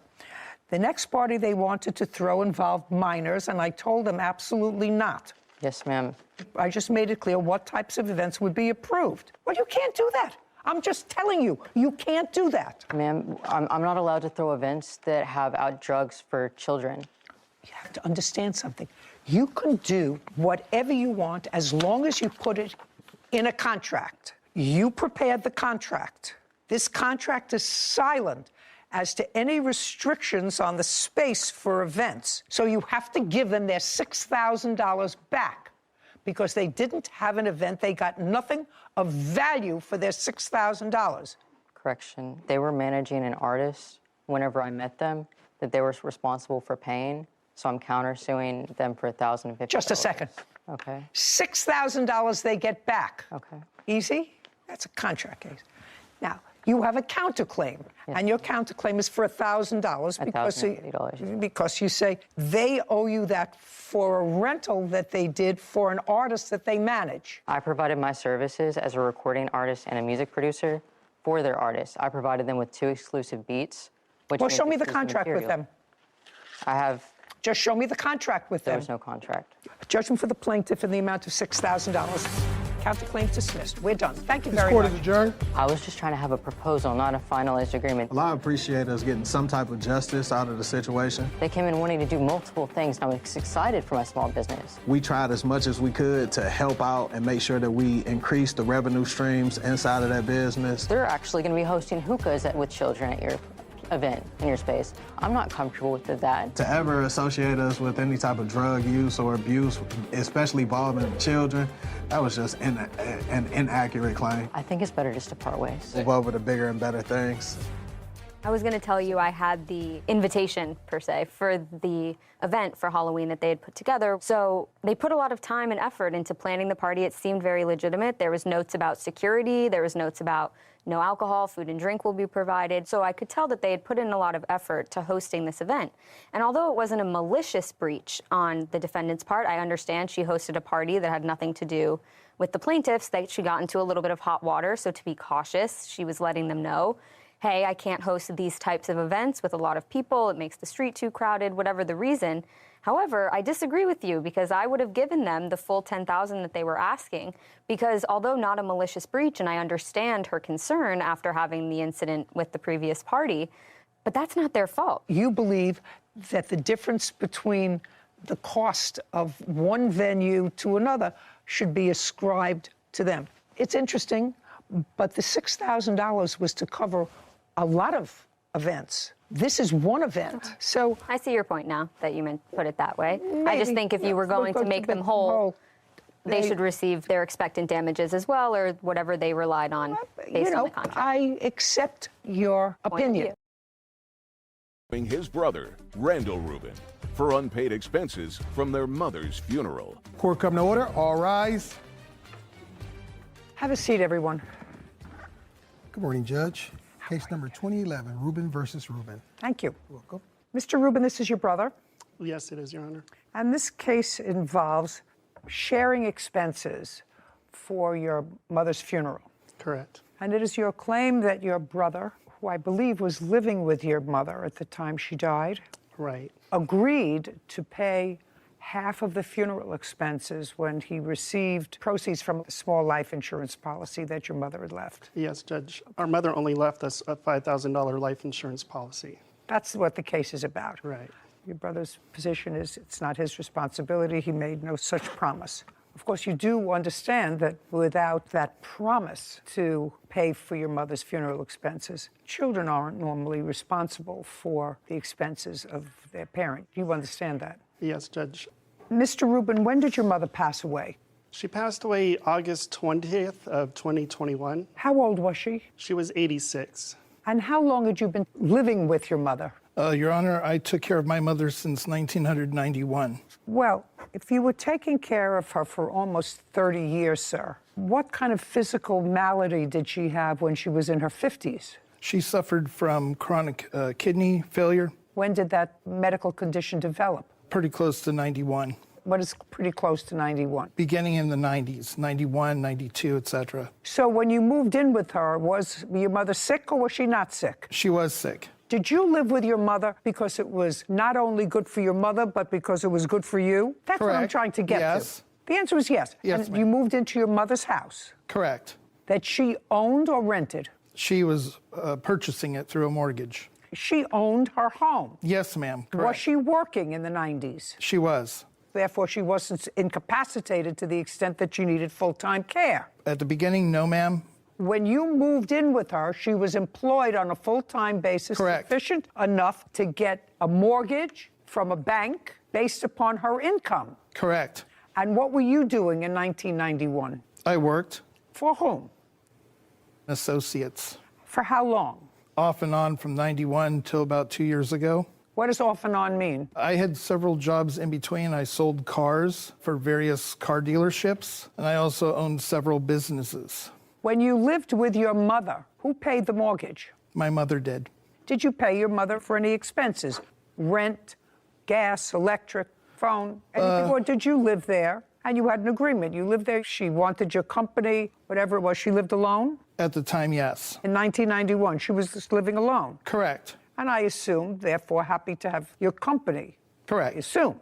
Okay. So you made no payments to your mother? With the occasional help with some utilities or food, yes. Okay. So you were able, I assume, to save a substantial amount of money?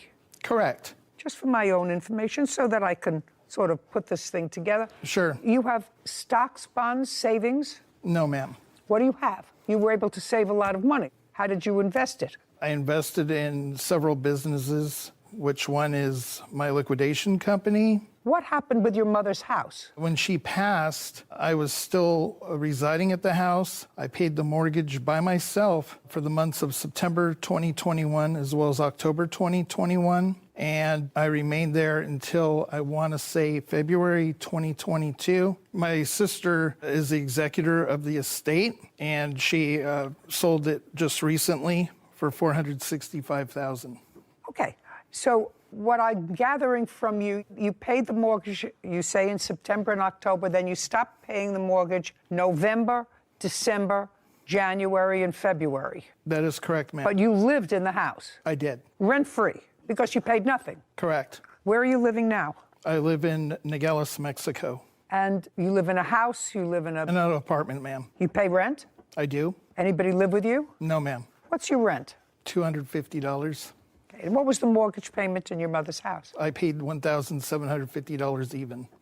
Are you the sister? Yes, Your Honor. Could you stand up for a second? I'm just getting some information. Tell me your name. Shannon Hayes. Ms. Hayes, house was sold recently for $465,000. And what was left on the mortgage? $258,000 plus a $35,000 third mortgage. Your Honor, since her brother was not paying, since he wasn't paying, the house actually went into foreclosure, and so we had to get... Just a sec, I didn't ask you anything. Okay, I'll just... Sarah Rose, $465,000 less $258,000. $207,000, Your Honor. Less $35,000. $172,000. Okay, and there are 3 siblings? And also, Your Honor, there was a $10,000 lien on the property that had to be paid. So we're down to $162,000. Correct. So it's $162,000 clear, so a little over $50,000 a person. She owed the IRS, Your Honor, for back payments in excess of $54,000. She hadn't paid taxes in years. Did you pay the IRS? I just did. And how much did you pay the IRS? $54,188.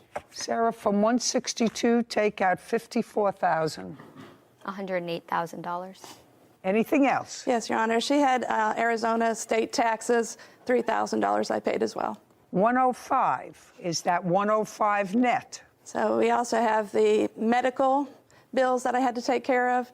She had no insurance, and she had to have Medicare. She did, Your Honor. That's her copayment. Okay, and what was her copayment? $3,000 in medical. Let's do a simple $100,000. How much were the funeral expenses? $2,434.73. Was the total funeral expense? Yes. Well, that's what you're claiming he owes you. That's his share of the... I want to know what the entire funeral cost, sir. You'll show me the invoice. Sure. I do have all the invoices for you.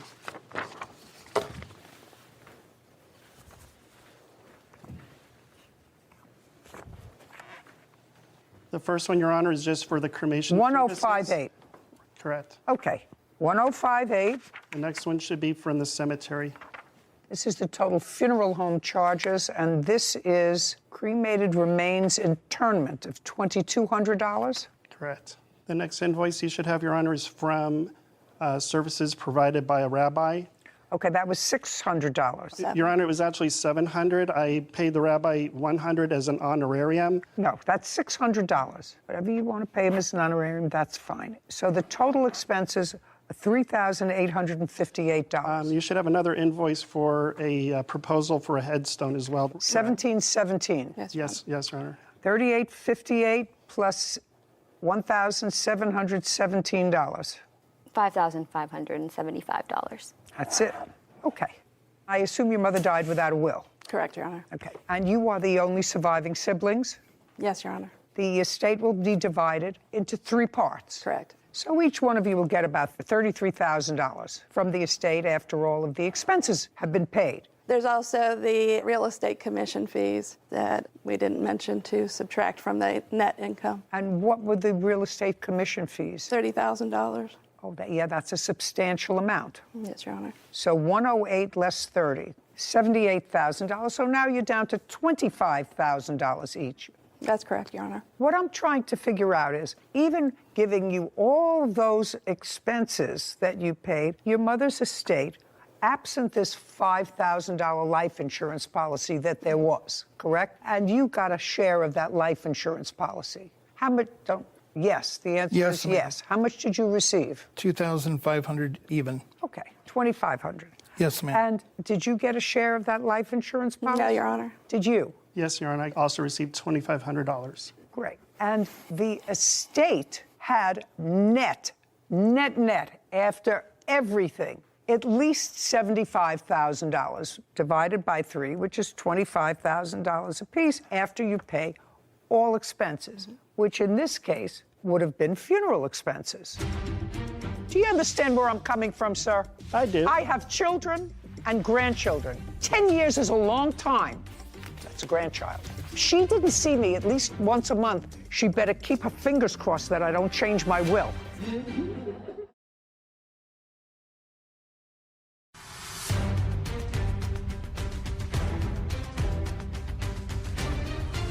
Sean Rubin. He's suing his brother, Randall Rubin, for unpaid funeral expenses. Randall is countersuing, claiming Sean defamed him. So now, if what you're asking me, Mr. Rubin, is to find that you had an agreement with your brother to pay 1/3 of the funeral expenses because the two of you each paid 1/3 of the funeral expenses. Is that what you did? Well, Your Honor, that's either a yes or a no. It is a no. I'm the only one that had the money to process our mother.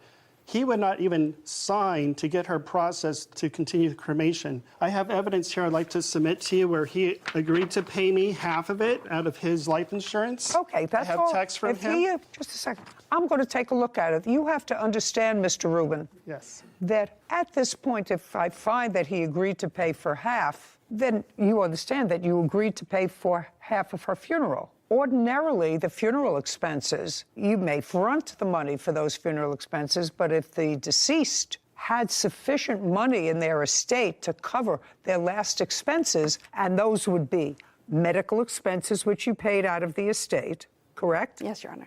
Taxes, which you paid out of the estate. Yes, Your Honor. You paid out of the estate after you sold the house, broker's fees. State tax fees, along with those kinds of fees, would be funeral expenses. Now, if the two of you agreed, or the two brothers agreed, which is what you're saying, that he agreed to pay half, not 1/3, but he agreed to pay half of the funeral expenses for which you are not being reimbursed by the estate. Do you understand? Correct. I have not received anything from the estate, Your Honor. Okay. Well, this would be you. I'll let you know tomorrow. I think it's $2,200 for Menorah Gardens, and cremation was $1,053, so it's $1,626 each. That would be you, right? Yes.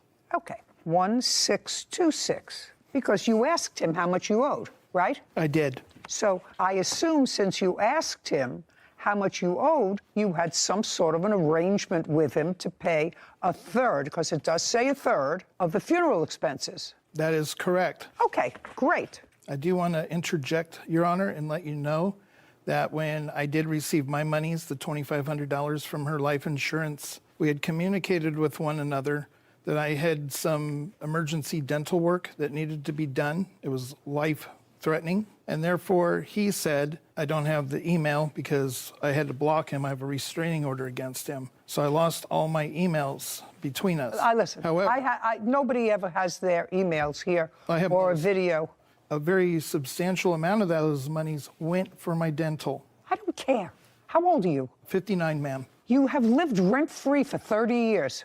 And according to you, you had businesses. You worked most of that time, either selling cars or on and off for a company for 30 years. You made an agreement with your brother to pay 1/3 of your mother's funeral expenses. And as far as I'm concerned, if you had dental problems, pay for it from the resources of one of your businesses, because you had no expenses. You have very little sympathy for you. You lived in the house for months without paying the mortgage. That's outrageous. That's taking money away from them. Do you understand that? Yes, I ma'am. say you lived in the house for 3 months rent-free, at least 3 months rent-free. So if you paid mortgage payments for 2 months, I would say to you, sounds pretty reasonable to me.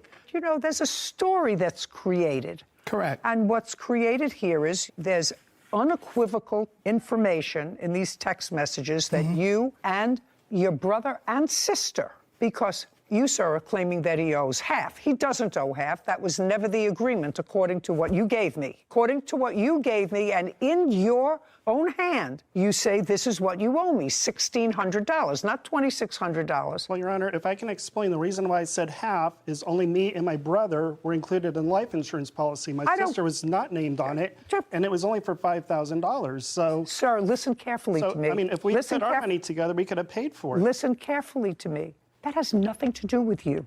Exactly. The same with his dental has proceeds of nothing your to do with mother's me. final resting should have come out of the estate. That way it would have been borne equally between the three people who will profit from the estate. You understand? I understand, Your Honor. Very good. So if you understand that, the math is simple. If he pays a third, you get your sister to kick in whatever she's getting back from the $25,000, and everybody is equal. Well, Your Honor, I mean, you're already getting the vibe that this guy is the biggest bum who lived off his mother, sponged off of his mother. Let me explain something to you. That is unnecessary here.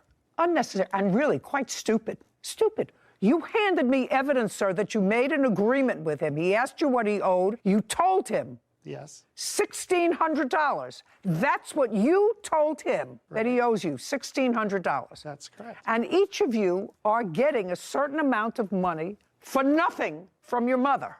I'm going to ask you some questions. Prior to her death, when was the last time you saw her? When was the last time you saw your mother? Month and year? I honestly do not recall, Your Honor, because okay, just a second.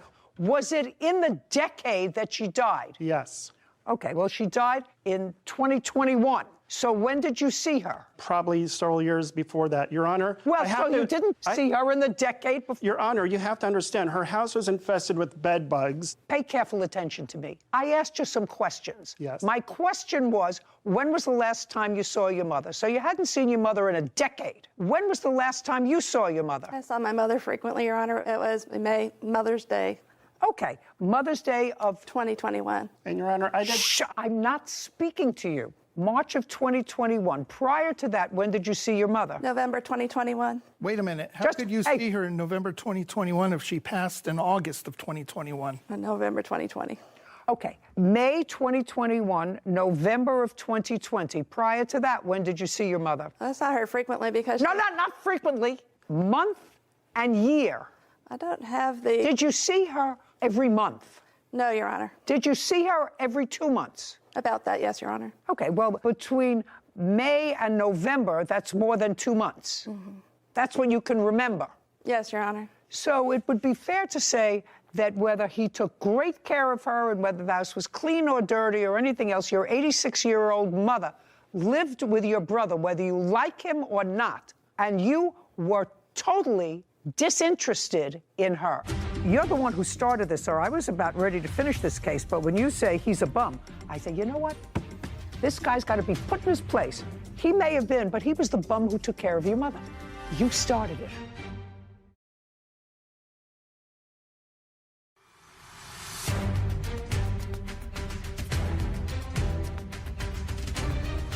Sean Rubin is accusing his brother, Randall Rubin, of not paying his share of funeral expenses. Randall claims Sean spread multiple lies about him. So it would be fair to say that whether he took great care of her and whether the house was clean or dirty or anything else, your 86-year-old mother lived with your brother, whether you like him or not, and you were totally disinterested in her. Well, that's not true, Your Honor. Well, I want to know if you didn't see your mother in a decade, and she had failing health, I would say, as a child, you were totally disinterested in her. I did visit my mother after she had kidney replacement or kidney surgery. I visited her after her surgery. We both did. Just a second. Do you understand where I'm coming from, sir? I do. I have children and grandchildren, right? Sure. 10 years is a long time. That's a grandchild. If she didn't see me at least once a month, she better keep her fingers crossed that I don't change my will. Well, Your Honor, I'm sure that Sarah is very close to you, where we live out of state. Just a second. We both have real jobs. Just a second. If her father didn't visit me at least once a month, and we live in different states, he too would check the will. So what I'm telling you is, if you don't see your mother for 10 years, you are a disinterested child. You're the one who started this, sir. I was about ready to finish this case, but when you say he's a bum, I say, you know what? This guy's got to be put in his place. He may have been, but he was the bum who took care of your mother. No, No. absolutely not. Oh, really? Did your mother have full-time nursing care for the last 10 years? I The answer is either yes or no. It's an absolute She no. declined. That's not what I asked you. Not what she declined. Did she have full-time nursing care? That's a yes or a no? No, Your Honor. Okay, so if she didn't have full-time nursing care and she was in poor health because, based upon your blurted-out answer to me, you thought she should have full-time care. Yes, Your Honor. Right, but she didn't. So he took care of her. You don't like the way he took care of her. That's your prerogative, but you let him take care of her. And you went about your business in your own states where you live, and he took care of her. And you didn't like him, and he may have been a sponge and a bum.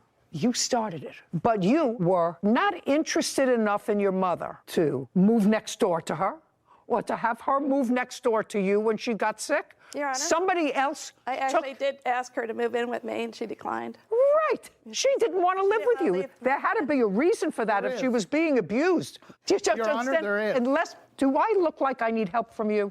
No, of course not. Then I want you to be quiet. Yes, ma'am. You owe him $1,600. That's it, not $26, what he's asking you. Put it down. I have a counterclaim. $1,600, and I'll hear your counterclaim. Thank you, Which Your sounds a little ridiculous to me. I'm finished with you. $1,600, that's what you owe, except for the counterclaim, which I'll hear. Well, the counterclaim is that they posted something on the internet that says that there were bugs in the shoes you were selling. If that's, just a second, quiet.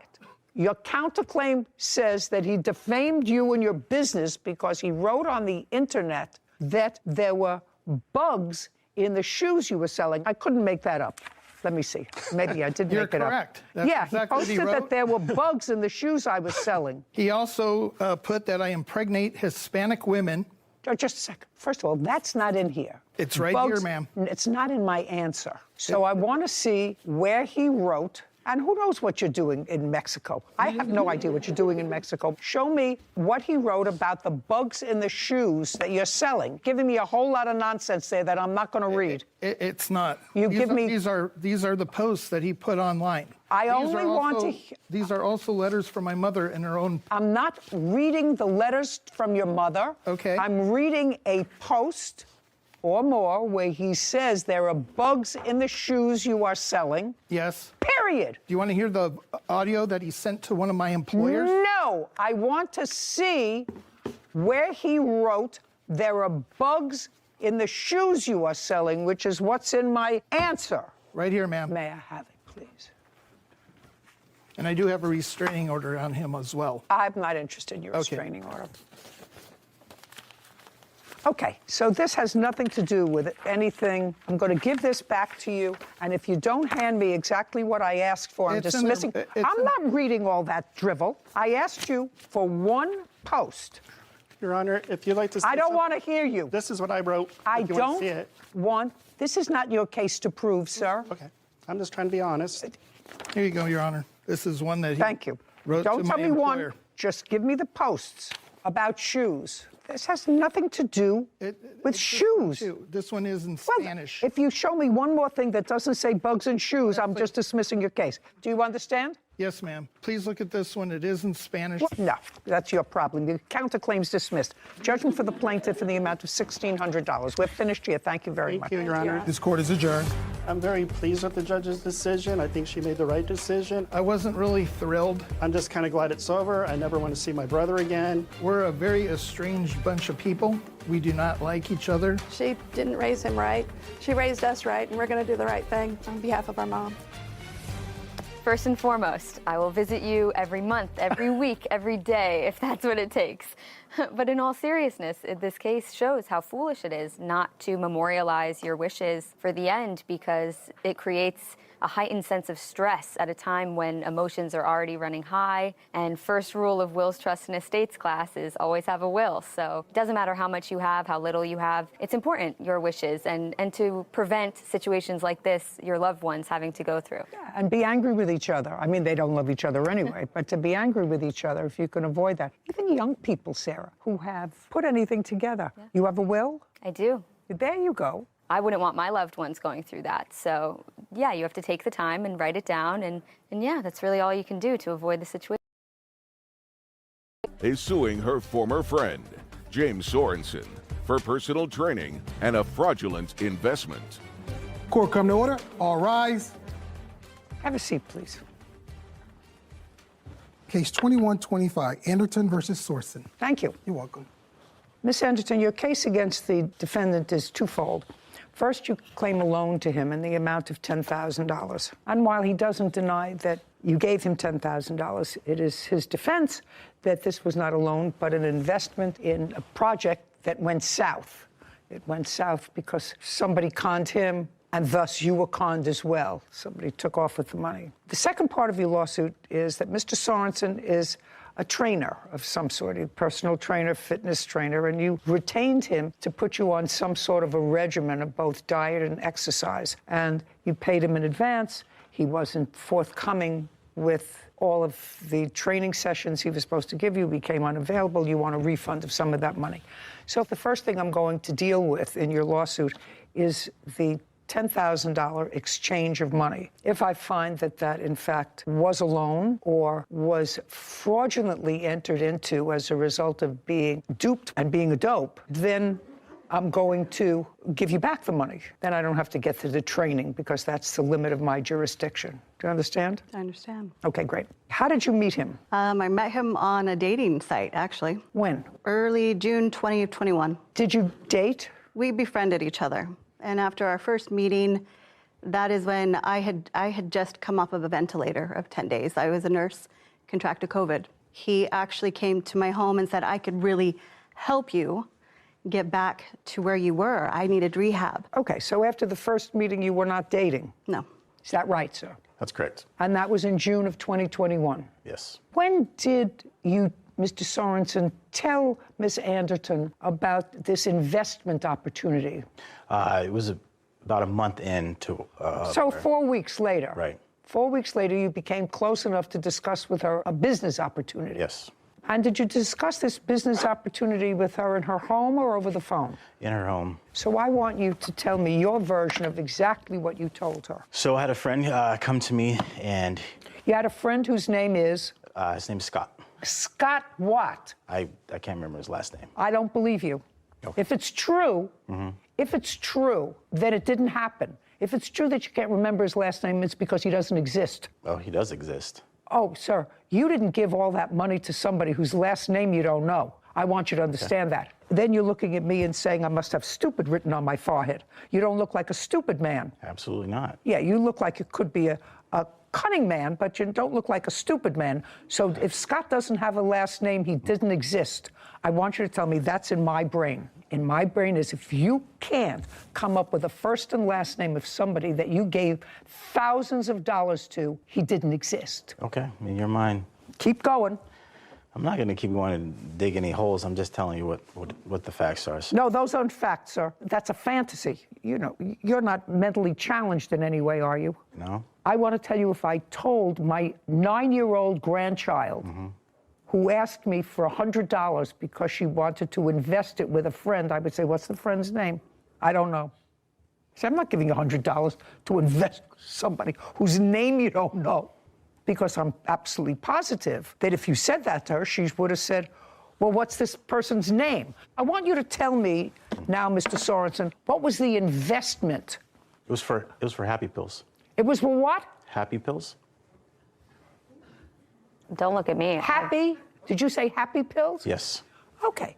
Tell me about it. Tell me what you told her. You want to invest in happy pills. Yes. What she'd say to you? She'd say to you, I'm a nurse, so I'm an educated person. What's wrong with you? Okay, keep going. Keep going. I want to invest in happy pills. Right. Your friend Scott. It was a friend of a friend. His name was Scott. Okay, and he introduced me to him and said that, hey, he went. No, you mean Scott introduced you to somebody else? No, my friend introduced me to Scott. I didn't know his last name, but we knew that he was in the industry. Okay, so your friend introduced you to Scott. Yes. What's your friend's name? His name is John. I promise. Where does he live? He lives in Salt Lake. What's his telephone number? I have no idea what his telephone number is. Just a second, get out your phone and tell me what your friend's telephone number is. Everybody has their friend's number in their phone. I don't know what his telephone number is. Then you see why I don't believe you? Do you understand why I'm having a problem with your story? It's okay. Do you understand why I'm having? So a friend whose number you don't have in your phone wanted to introduce you to somebody whose name you don't know to invest in happy pills. And this is what you told her? No, I'm asking you a question. Is this what you told her? I have a friend. This is what I John, I have a friend, John, who knows a guy, Scott, who has this company that's going to make happy pills. I just want to know if that's what you're trying to tell me that you told this woman. I am. It's okay. I don't know why she would make up that story that my parents gave me. No. She's not making up the story. You're making up the story. Okay. And if I'm wrong about this, I actually don't feel badly, sir, because then you're the dope that got duped. And later today. You devalued her car while you had it. Yeah, okay. You used the car for 2.5 years that was running. It stopped running because the engine was blown. Yes. And then you stopped making the payments on it. Yes. Yeah.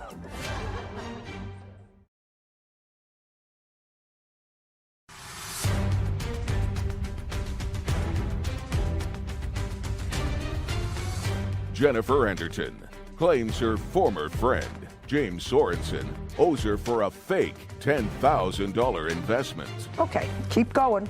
You know what happy pills are? I assume that they make you happy. Right. Yeah, they are. It's Molly. I assume that they make you happy. Okay. Right? Yeah. And so he went around to festivals and he sold Molly there. He sold what? Molly. Molly's. MDMA. It's an illegal drug. Oh, okay. So you told her you wanted her to make an investment with you with a big return on your money. We talked about this for a long time. Who did? Me and... You can't have talked about it for a long time, sir. You only knew her 4 weeks. Okay. You only knew her 4 weeks. Tell me about this $10,000. Did you take it out of a savings account? Do you have that from the bank? Yeah. I'd like to take a look at it. You want to tell me, Miss Anderton, the circumstances surrounding you transferring $10,000 to him? He approached me saying that he needed a hard money loan for his business. He had an e-commerce business with supplements. His father and mother had given him the loans in the past, for the past 5 years, and they've gotten a good return. It was a for sure deal. He goes around and this is their festival project time. They make a lot of money doing this. What does he do? For supplements. So he sells supplements? Yes. And it was his business? Mm-hmm. Yes. Did he ever mention a guy, Scott, to you? No. It was his business? Yes. And he said that his parents had helped him out in the past, had invested with him in the past. So now I understand a little bit better. I see the withdrawal for $10,000. So tell me why he needed a hard money loan. To buy the product to take to these festivals and... Sell them. Sell them, yes. Okay. So he needed it for product. And when did he tell you that he was going to return this money? Within a week or two. That it was a week or two of festivals. This was the busy season. He does this every year, and this is a for sure return. And if I did this much amount of money, $5,000, this is how much I'd get back. If I did $10,000, it would be a $15,000 return for me. And I'm like, wow, I could pay off my student loans. I could, yes, do a lot with that. Okay, so to synthesize what you told me, he told you that this was an investment in his company. A loan. A loan, excuse me. A loan for his company for products so that he could go out, sell them for the next several weeks, Correct. And you would get a return of 15% on your money. 50%. So a 10... 50? 50? Sounds too good to be true. Yeah. has nothing to do with the company. The Venmo transfer of $2,000 was to him in June? June 16th of 21. And a withdrawal of $8,000. Same day. Okay. Now, where did you put that money, sir? I gave it to Scott. Okay. Okay. I want to tell you, Mr. Sorensen, you have parents who gave you money? They have in the Just a past, second. not as you just would say you say. have parents that gave you money. They did not ever give me money for my business ever. What did they give you money for? Christmas? They never financed for me for anything in my life. Okay. Nothing. Oh, then you lied about. I don't know why she would make up that story that my parents gave me. No. She's not making up the story. You're making up the story. Okay. And if I'm wrong about this, I actually don't feel badly, sir, because then you're the dope that got duped. Oh, absolutely. I know. Then, just a second. Then if you gave money to John, to Scott, then you're the dope that got duped because they were your friends. That's all I have to tell you. I understand. That's all. A judgment for the plaintiff in the amount of $10,000. We're finished. Thank you. This court is adjourned. I think it was fair. I think that was a fair judgment. We both understood what we were getting into. No, not until after like 3 or 4 months, and I think he brought that up in fear of me going to the police. Time to part ways, and definitely learning curves on both ends. Don't do silly things. It was definitely a learning curve. I'm glad that things happened the way they did. Something I'll never do again. And be a little more careful with your money and your investments, and don't trust everybody. I'm too trusting. I just find it very funny that his entire business venture, was selling illegal drugs at festivals. That was the only plan. That was the whole venture. There was no... That's really what he said. Whether it was Scott, whether it was John, whether it was But that Joe. was the business plan. That's Happy Pills. Thank you, by the way, for explaining what that was to me. I didn't understand at first either, but when he said Molly at festivals, it's like, I'm pretty sure that's illegal. I'm pretty sure that's not a business. Right. So I'm glad she got her money back. Me too. Me too. It was ridiculous. There was a couple dopes getting duped in that situation. You're absolutely right. Case 2107, Breland versus Chenal. All parties, please step forward. Kashana and Michael Breland are suing Kashana's stepdad, Harry Schnall, for car repairs and damage credit. Miss Breland, this is your stepfather. Yes. That's your dad. Yes. This is your claim. He needed a car because his car, which was an old Cadillac, was going in for repair. Your dad had bought you a car in 2018. Yes. And when he bought you this car in 2018, it was a 2013 car that you kept 18, 19, and 20? The vehicle, no. I had the vehicle from 2018 to July 2019. So just for 1 year? Yep, July in 2019 was when I made the agreement to give the vehicle to... Okay. You made the agreement to give it to your stepfather with the proviso, because you were buying a new car, another car. Yes. According to you, that he would take over the payments on the car because there was a loan on the car that you were paying off and that your father was a signatory on. Yes. And you have children, and I don't know why this car was no good for you anymore, but you said you got another car because of your children. Yes, I got another vehicle because I had an additional son, and it just wasn't enough room for 3 kids. What kind of car is it? It was a GMC Terrain. It's an SUV 5-passenger, but I felt like I needed a little bit more room, so I ended up getting a 7-passenger. That way I could have the 3rd row. Okay. So according to you, the arrangement was he would take over the payments on the car, and the car would be turned over to him as soon as he finished making the payments on the car. Yes. Was that your agreement with him? Yes, that was our agreement. And he did make payments on the car in 2019, 2020, 2021, and according to you, he stopped making payments in 2022. What month in 2022? January 2022 was the last payment I received. As a result of which, both of your credits were at risk. He dropped the car off at some relative's house because the engine was blown. He had it towed to some relative's house and stopped making the payments. Yes, that is correct. Your stepfather says, well, that really wasn't the agreement. My Cadillac wasn't working. It was in the shop in 2019. And the agreement was, while the car was in the shop, I would use your car and pay you $225 a month for it. But as soon as my car was out of the shop, you would take the car back. That's what you say, sir. Yes. Yeah, I would take it back until my car got fixed. And the only reason it took so long to get fixed because of the pandemic, you know. And why? People couldn't go into their garage to fix a car? Yes, they probably could, but at that time, I really didn't have the money to go and pay for it, so I just... Well, that's your problem. I understand that. Well, that's your problem. So the car was fixed, but you didn't have the money to go and pick up the car. No, it wasn't fixed. Oh. So I didn't have them fixed until I'd be able to get the money to go have it fixed. Did you explain that to her, sir, when she gave you the car? No. See, my agreement thought I was going to keep the car until my car gets fixed, and I would make the monthly payment. That's what I had. I understand that, but what... Yeah. I understand that. Okay. Mr. Chenal. Yes. But taking your story, if my stepfather said to me, listen, I'll take your car, I have a car that's in the shop, I'll use it and pay for it while the car's being fixed.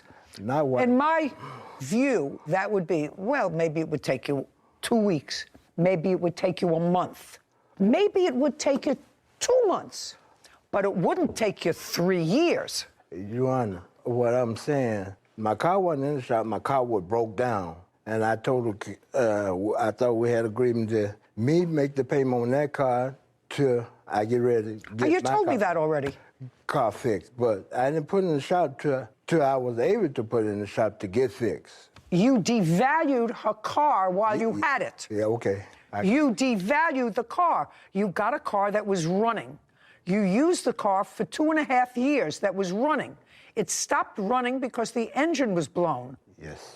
So it was dead stop. You had to have it towed to somebody's house. Yes. And then you stopped making the payments on it. Yes. Yeah. Yeah. I hear what you're saying. Right. I think she had a lemon because... She didn't have a lemon. You drove it for 2 years. Yes, but I just had got the oil changed in that car a month before the engine blew. And you drove it for 2 years. Yes. Well, then it wasn't a lemon.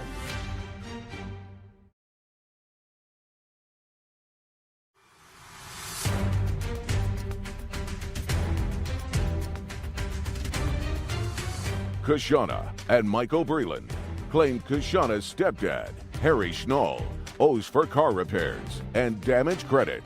Now, you have to act not only responsibly, but it would seem to me morally. This is your stepdaughter. You've known her for a long time. Yes. She went out, based upon her agreement with you, she went out and bought another car. Yes. Does the other car have a loan? Yes. Well, now she's stuck with 2 loans. And one of them has a car that you blew the engine on. I made sure the main was up on that car. I think she had a lemon because... She didn't have a lemon. You drove it for 2 years. Yes, but I just had got the oil changed in that car a month before the engine blew. I don't know why the engine blew. How many years did you have the car? 2 years. And you drove it for 2 years. Yes. Well, then it wasn't a lemon. Okay. How much was left on the loan of the car? There is still $3,752.63 owed left on the vehicle. Okay, and where is the car now? It is parked at a relative's house. Your problem is the car is in your name. So you have to sell the car, subject to this lien. You have to be able to get something for the car. Do you understand? Yes. What's the value of that car? Based on 80,000 miles, it didn't say in the papers, but around 7,000 to 9,000. And what if it's in very poor condition? I have to look into it. Take a look and see, because this car so far is not running. Yeah. And it hasn't been running for almost now a year. Yes, that's correct. So at best you can sell it for scrap. So you have to get the car and you can scrap it because nobody's going to buy it when they can't drive it. So Kelley Blue Book will not provide an estimate for poor conditions, vehicles that are not running or in poor condition. But for a fair condition, they say between 5,000 and 6,000. Well, this is non-running. I know. It's been not running for a year. I can't get an estimate for a non-running vehicle from Kelley Blue Book. So now I know what the parameters are. You want to tell me about where this agreement took place with your stepfather? The agreement took place at the car lots, because I was in the middle of getting a new vehicle, so we were at the car lot. So that was in 2019? July 3rd, 2019. So you went with him to get the new car? Yes. Oh, good. So tell me about the conversation. So I asked him, I was like, hey, do you think that, because in order for me to get this new vehicle, they said that I had a debt to income ratio thing because I couldn't get a new vehicle with owing money on the other vehicle. So I said, hey, how does this sound? You're down a vehicle because the engine blew on your prior vehicle. How about I give you this car, you finish making the payments on it, and then I get my new vehicle. But in order for me to get my new vehicle, I needed a co-signer. So I said, how about this? How about you co-sign on this new vehicle for me? Yes, my stepfather. You co-sign on this new vehicle for me. I'll make the payments like I always do, and you just take over the payments on my GMC Terrain. He said, okay, yep, we can do that because I need another vehicle. So he is the co-signatory on your new car? That at the time, that was the vehicle that I had. I now have a different vehicle. You mean in 2019 you had yet another car? Yes. But I made sure that I paid it off and there was no effect to him by any means. Okay. Because I knew that, it wasn't just in my name, it was in his name also. So I didn't want to do that to him. So I made sure that not only did I pay the vehicle off, but I got the transmission repaired and then I sold it. So what does your father have to do with this case? So my father was affected because with the payments being late. The car was in my name also. Oh, so it was in joint names, you and your daughter. Well, they were supposed to put it as me, the co-signer, but they put me as the primary. Exactly. Yes. Okay, all right. Have you been making the payments since January? I was making payments on it from February to September. And then what happened? I couldn't afford to make the payments anymore. I'm a single mom of four kids. So what happened? So it's behind now. Since September? Yep, it's behind since. September, October, November. So it's behind 3 months. Yes. Have they notified you that they want to repossess it? No, they haven't not repo. They've given us options to try to save our credit after Okay, I'd like to see what those options are. Did they send it to you in writing? No. Did they send you it a was letter? verbal on the phone when they called, and we were discussing other options that they may offer to Okay, so make what was the this so best it's not option worse. that they offered you? The best option that they offered was basically to come up with about $396 to pay to get the car note caught up because it was 4 months behind. The car note's $225 each month. So it wouldn't have got... So they didn't offer you a whole payout. They just offered you... To catch up. To catch up. Yes. Right. Okay. But still, what's due and owing on the car is $3,752. Yes. And when your stepfather agreed to that, did he say anything to you with regard to his Cadillac going in for service and he was going to just use it until his Cadillac got... No, Your Honor, that is incorrect. You remember going with your stepdaughter when she was purchasing a new car in 2019? Yes, sir. Did you co-sign that car for her? Yes. So far what she says is accurate? Yes. And at that time, did you take her old car? Yes. I have no idea what you can get for this car. And you know how you relied on him to be a good guy and to do what he was supposed to do? I'm awarding you $3,752. That's for you to pay off the bank. And then I don't think you can find a buyer for this car. You may have to scrap it, right? It's possible that there's no point in fixing it. You're not going to invest thousands of dollars in fixing it when it probably is at best worth $5,000. And if it's going to cost you $3,000 to try to get it up and running, it doesn't pay. It doesn't pay. So I'm going to rely on you to do the right thing. It sounds as if you do that while I'm awarding you $3,752, whatever money you get for the car goes to him. Do you understand? If you scrap it for $70, he gets it. I don't see that it's worth much more. I certainly wouldn't invest in a car that's been sitting dead for a year with a blown engine. Judgment for the plaintiff in the amount of $3,752. This court is adjourned. I think it was pretty fair. I think it was very fair. My agreement, though, I paid for the car until I get my car fixed. I've tried multiple times to reach out to him, and I couldn't get a hold of him, so it's really sad that it had to come to this. You have to do what you have to do. That's all I can do. I've learned that you can't help anyone, not even family. I move on.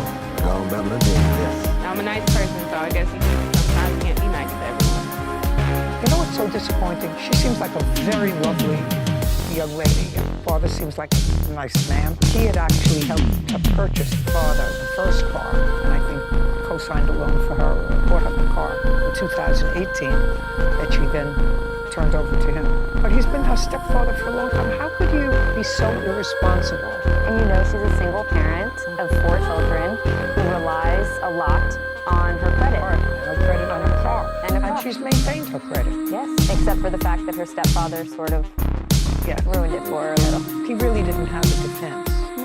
I don't think he had a defense. I don't think that you borrow somebody's car until your car is fixed 3 years later.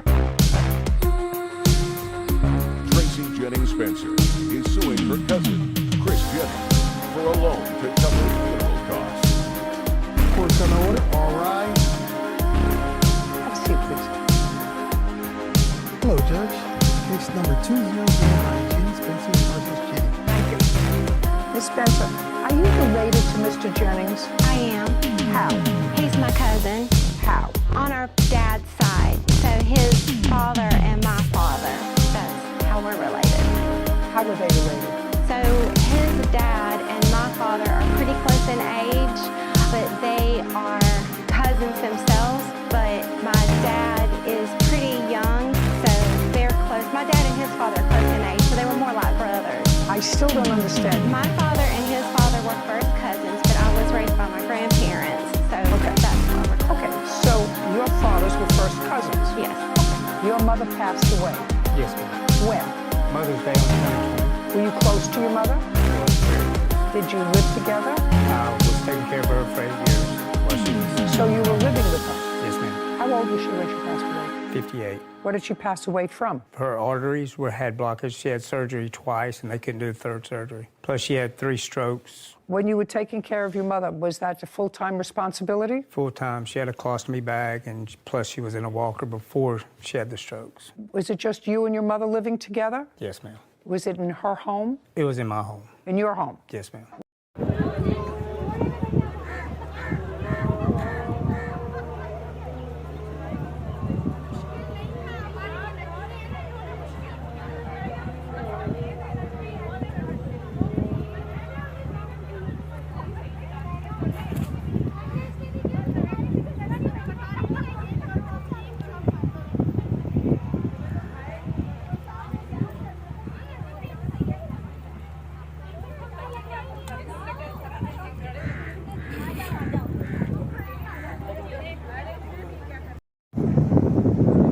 Camera is coming. बस एक चीज note कर note कितना एक अच्छा ना इधर ये जगह कितना देख इसका हार्ट सर्कल देख बॉल पिचिंग नहीं करना है जाकर you can see the cracks on the pitch. This is not working. This is the extra area.